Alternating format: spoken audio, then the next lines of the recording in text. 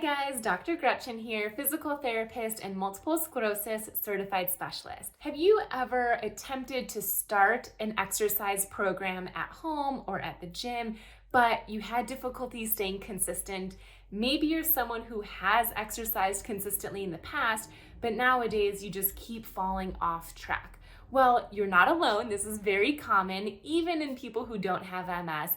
But when you do have MS, there are so many reasons and symptoms that can make it easy for you to fall off track and not be consistent.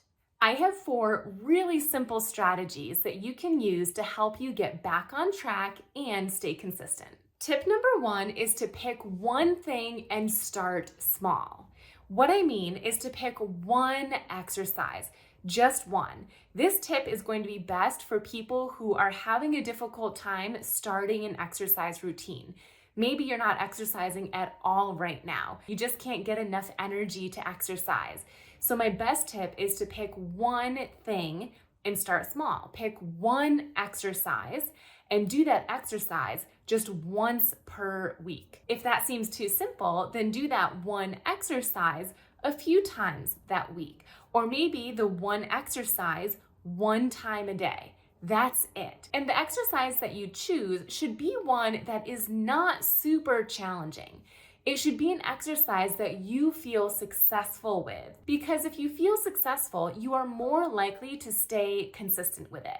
So pick an exercise that is not the most challenging exercise and make sure that you like it. Now, you might not like any exercise, but there might be some exercises that you like more than others. Make sure this one that you choose is something that you like, and it's going to be something that is easy to moderate level of difficulty. Tip number 2 is to pick a time of day that works for you. You may have grown up thinking that you should exercise in the morning first thing, or exercising at lunch break, or once you get home from work. But the truth is, MS research states that you can exercise at any time throughout the day and reap the same amount of benefits. Similarly, you can exercise throughout the day and reap the same benefits as exercising all at one time.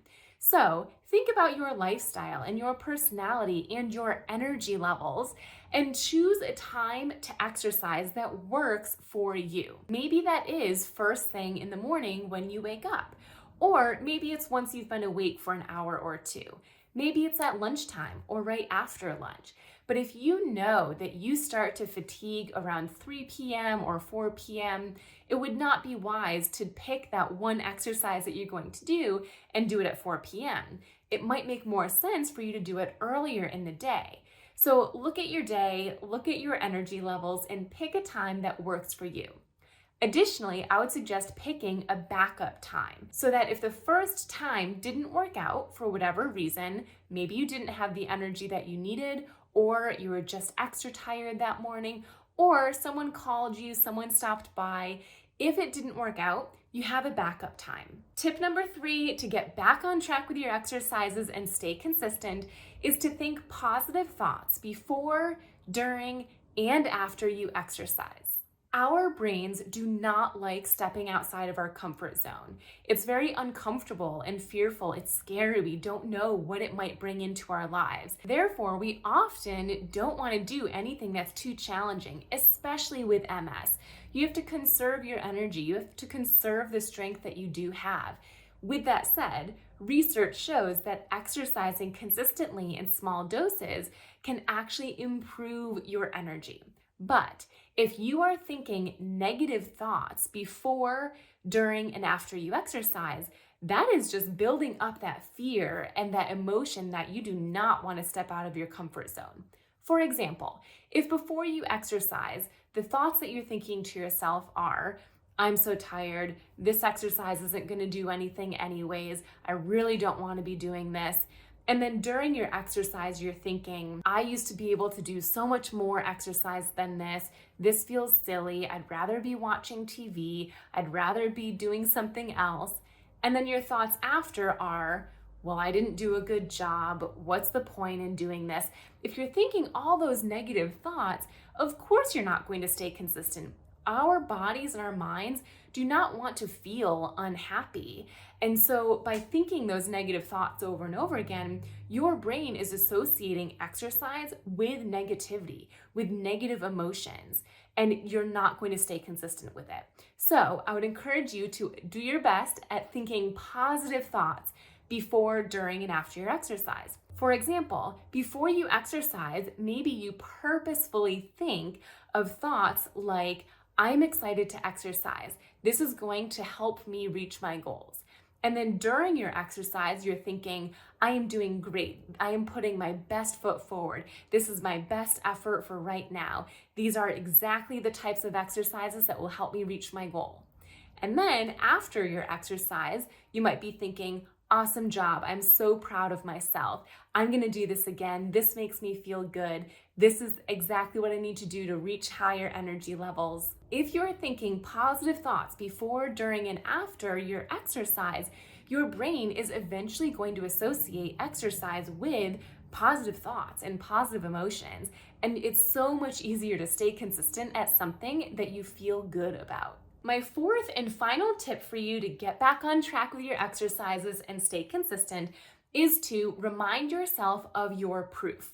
It can be really easy for our minds to tell us all the things in the past that we have not stayed consistent at.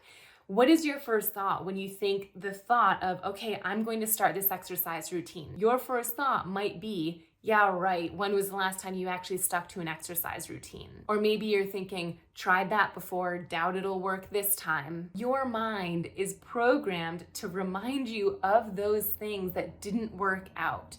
And so when that happens, it's important to build our proof and remind ourselves of our proof. Proof of things that you stayed consistent with in the past. This could be exercise related or not. What is something or several things that you stayed consistent with in the past? This could be something you did a year ago or 30 years ago or anywhere in between. Did you study enough in school to graduate? Did you learn a new language? Did you learn a new hobby? Have you traveled somewhere and had a successful trip? Have you learned to drive a car? There are certain things that we often overlook that we have accomplished in our past that took consistent effort. And that is proof that we can take consistent effort again. And maybe you have been consistent with an exercise routine in the past, even if it was 15 years ago. Maybe you have meditated consistently in the past or stayed hydrated in the past. Remind yourself of the proof that you have had so that when those doubts creep in, you have a strategy. So let's recap. Strategy number 1 is to pick one exercise and start small. Strategy number 2 is to pick a time of day that works for you. Strategy number 3 is to think positive thoughts before, during, and after your exercise. And strategy number 4 is to remind yourself of your proof of when you have been consistent in the past. You can pick 1 or 2 or 3 or all of these strategies to implement. Start with 1 and see how that feels. Or if 2 of these really excite you, start with 2 of them.